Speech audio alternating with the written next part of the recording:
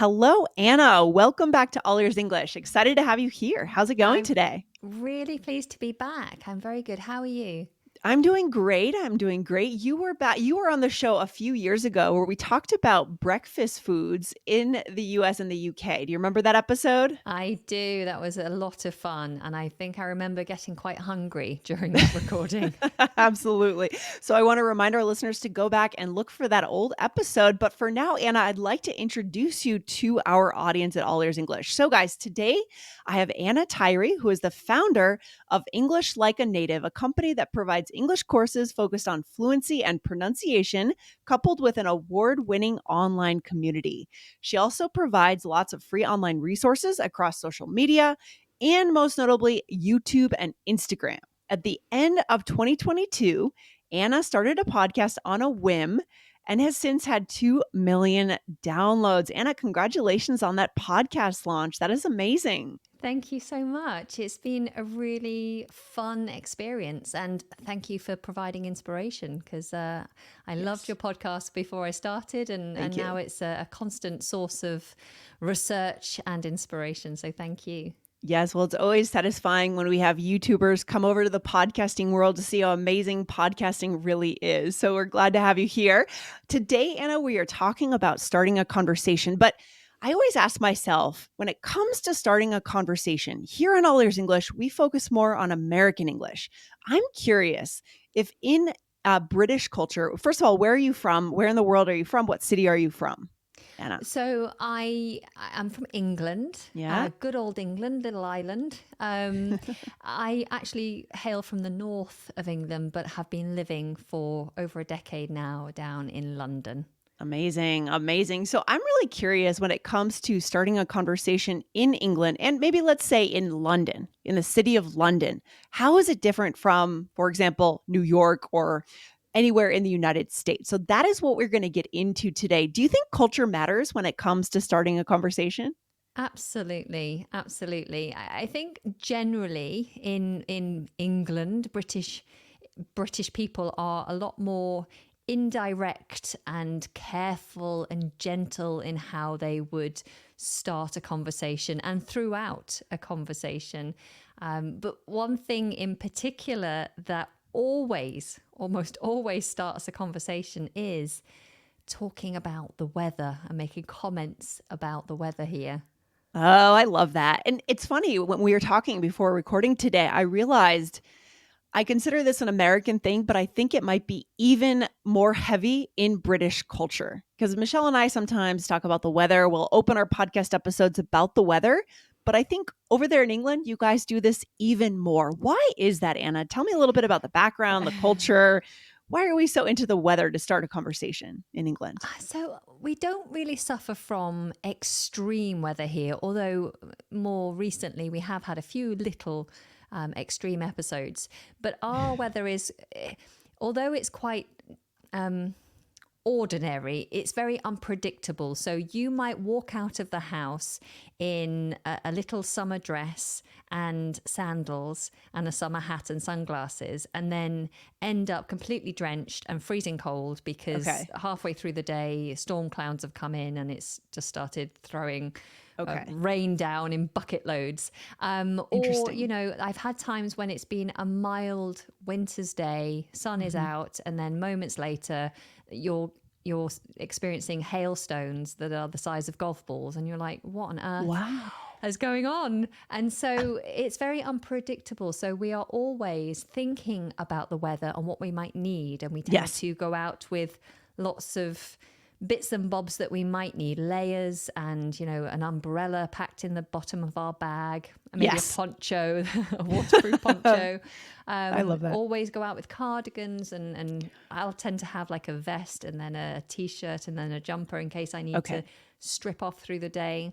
So Wow. I love it that. I didn't know it was so variable, the weather in England, Yeah, it actually. really is. It's variable and it's unpredictable. And so I think we are often in a state of surprise and Hmm. shock about what has occurred. And so it definitely provides a good talking point. Okay, fantastic. So before we go into just a little bit of how we would open that, how we would make that statement or ask that question, bits and bobs. I love that you just said that for our listeners because again, we talk a lot about American English here. We don't often hear that expression. What does Mm. that mean? Tell us a little bit more. That is something I would never say. That is uniquely British, I believe. Tell us a bit more. Yes. Yes. So bits and bobs is an idiom that just means small, unimportant things or lots of Okay. little items. So Okay. we all have a drawer at home that stores lots of Right. bits and bobs. You might Yes. put your safety pins and a spare remote control and an Okay. old purse or, those little bits and bobs, little Okay. unimportant things. I love it. We call that in the US our junk drawer. So, Ah. junk drawer.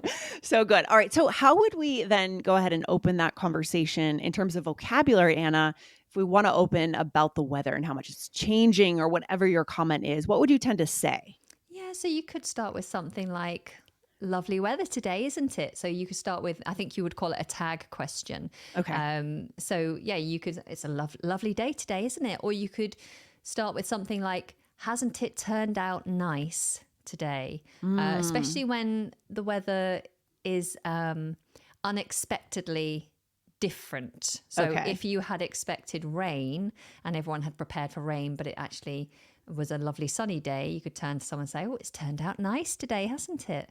It's turned out nice." It's turned out nice. What about in the opposite way? Do British people often use that sarcastically when it's turned out not so nice? Is that common? Because I feel Yeah. like there's a lot of sarcasm in British Well, humor, right? if it was the opposite, and you're expecting a lovely sunny day for a picnic, Uh-huh. and it's raining, then you could turn to someone and say, "It's turned out nice, hasn't it?" Okay, In sure. a sarcastic manner, which it might solicit a response and a Right. conversation, but we tend to suggest that you don't try and strike up a small talk conversation with humor, especially with someone you don't know, because humor Okay. can go down like a lead balloon if Sure, you're not sure, careful. sure. Right. You don't know the person. So would you say the weather opener is more common with both people you don't know or people you do know? Just maybe stay away from the sarcasm, the deep sarcasm with someone you don't know? Yeah, I'd say in terms of people you don't know, just strike humor off the list Okay. is Okay. best, unless it's All very right. gentle, like family friendly humor. Sure. Yeah. Yeah, but the topic of weather is universal. You Love can it. talk. I talk to my students about the weather. I talk to my mum about the weather when I call her up, and I'd speak to a complete stranger about the weather too. Okay, good. So next time I go to London, I will know that the weather is a good way to start that conversation. Again, I think it might be a little bit even more common than in the US. I love that. So let's move into number 2 here, Anna. What would be the second kind of uniquely British or maybe uniquely London way of starting a conversation? So complaining about public transport. So talking about your transportation woes, because we have quite a large transportation network, especially here in London. We have the tube, which many people Mhm. who've been to London will know, this vast underground system, Okay. and we have overground trains. We have a huge bus network as well, and also Uber, like Oh, you do? Okay. taxis. Yeah. Yeah, taxis are very popular, and often, there are problems with our networks. I don't know what it's like where you live, but we have a lot of issues with reliability, Yeah. and with just everything running as it's supposed to. Okay. And this is, is it true that most people generally do take the public transportation? They take advantage of that? Or are there people driving around the city of London? Do people So have cars? Yeah. yeah, people do have cars, but very few. It's very difficult to have a car in London because Sure. first of all, you have the congestion charge. So you have to Uh, pay to drive in London for every day that you come in and drive. oh, wow. And I I think think that's like £15 a day. It's not, really, I yeah. think they just implemented that in Manhattan or they're going to. They're talking about it. So that's a big deterrent right there, isn't it? Absolutely, and they've got this thing called the ULEZ zones now. This is the ultra low emission zone. So I actually live within a ULEZ zone. So you have to have a car that complies with ultra low emissions. So if you Okay. have an older car, then that's a problem because you're going to start being fined. Hmm. All And right. if someone comes to visit us, I always have to say, what's the make and model of your car? We'll have to check it Oh complies. my gosh.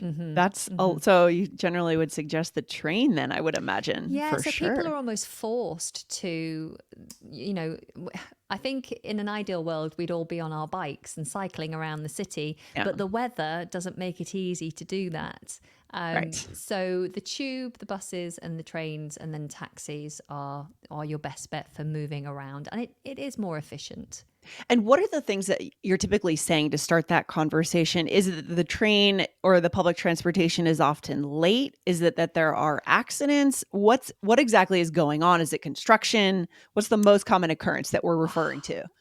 Of lately, the most common thing and the most common problem has been train strikes, Okay. and tube strikes. So lots of services have been cancelled or postponed, Okay. and services reduced. So people are just kind of like complaining, and Okay.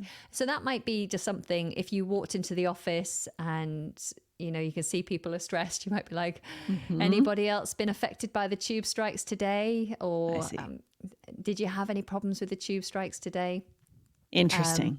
and Okay. then we always have this saying that one bus doesn't come for a long time, and then three come all at once. Of course. So when you're waiting for a bus, it's like you're waiting for ages, and then they literally, one after the other, the same bus turns up, and you're like, you wait Right. for, and you literally Right. turn to a stranger and say, you wait for a bus for 20 minutes and then three come along at once. I know, it's always the same, isn't it? Yeah.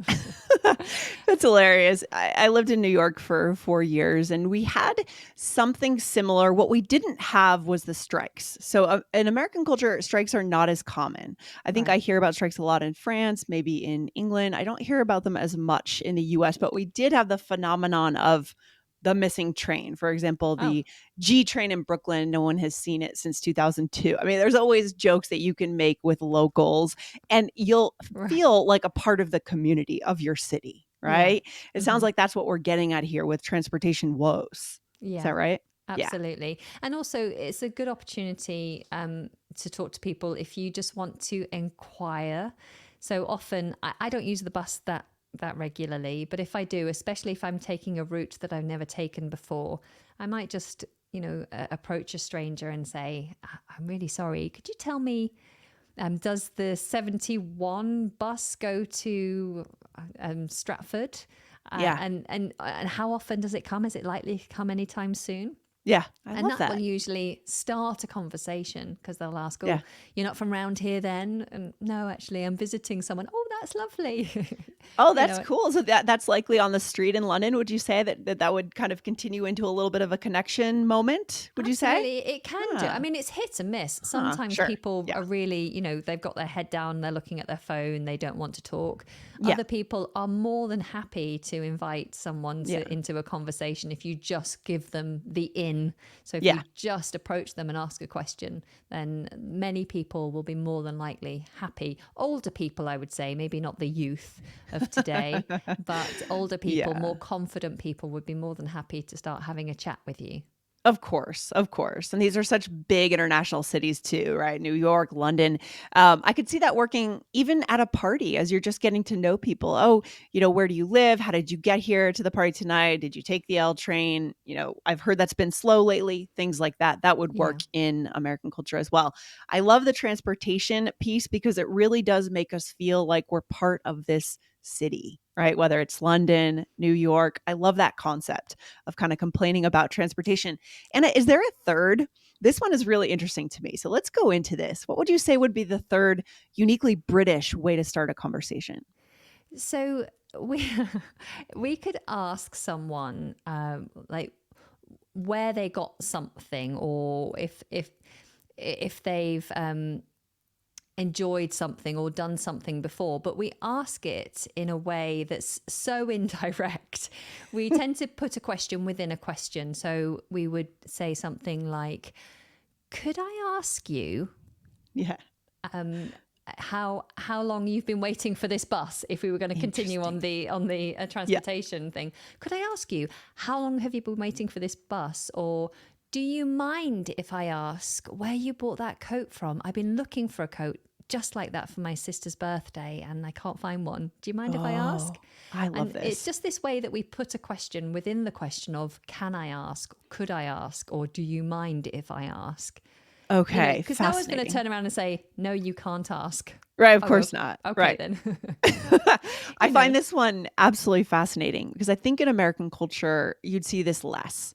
I think you would see things like, "Hey, I love your coat," or "By the way, where'd you get your coat? That's an amazing coat. I love it." It's just, why do you think this is so much more common in British culture, asking permission to ask? Yeah, I think this just comes down to our nature of being very indirect. Mhm. It does feel like a very American thing to say, hey, to anyone, hey, I Sure. love your coat. Where did you Yes. get it? That Yeah. feels very American. And actually, I remember walking down the streets of New York and some guy just walking up to me and just saying something like, hey, you look like you're having a great day. Are you? And I was like, yeah, thanks. And it's like, great. And just like walked off. Hilarious. And I was like, what was that? Okay, that's hilarious. I love that Yeah. anecdote. Yeah, Yeah. and I always just think of this kind of very direct confidence Yeah. of Americans, whereas Okay. with the Brits, it's almost like you can't look at people, you can't give eye contact, and if you do, you have to ask permission. Is it okay if I talk to you? Is it okay if I look at you? It's not Interesting. everyone, of course. I'm generalizing, but Of we do course. have this very indirect nature. So, can I Hmm. ask you? Is it okay if I talk to you? Yeah. I wonder if there's anything throughout history, because I always try to think back throughout history and see what creates culture. I mean, obviously, I don't know if we can point to any one thing, but I just kind of wonder, historically speaking, kind of where that was born, where that was developed, and how it was developed. Any like inkling, any thoughts? I don't know. I don't know, but I know that back in the day of like social classes, there was Yeah. very much a strong pull towards etiquette for everything. There was an Yes. etiquette. There was a rule of engagement with everything you did. How you would eat, how you would hold yourself, how Okay. you would talk to different people, how you would interact, how you'd Okay. speak to a man, how you'd speak to a lady, how you would ride a horse, how you would get into the car. There Yeah. was so many rules of etiquette that I think a lot of that still Yeah. is present without us realizing, just in how we behave and interact with one another. 100%. I bet that's it. That's fascinating. I think we may have to have you on another day, Anna, to go into that because that's a really interesting difference, right? Between British culture and American culture, we speak the same language, but in terms of that etiquette, very, very different. Mm-hmm. But that's for another day. I'm excited to have had you on today. Anna, tell us where our listeners could find your podcast, which is booming these days. Let us know where to go to find you. Oh, very simple. We're on multiple platforms. So wherever you enjoy listening to your podcasts, just search for the English Like a Native podcast. Amazing. Guys, go over there, find Anna's podcast, and hit that follow button. Listen in. You said you're publishing daily now. Is that right? Including the weekends? Yeah. The Sunday episode is exclusive for Plus members only, so Love that's that. locked for unless you're a Plus member. But yes, daily content, so lots to consume. Fantastic. All right. Thanks again, Anna, for coming on the show. And I hope to have you on again very soon. Have a good one. Thank you. You too. Thank you. Bye.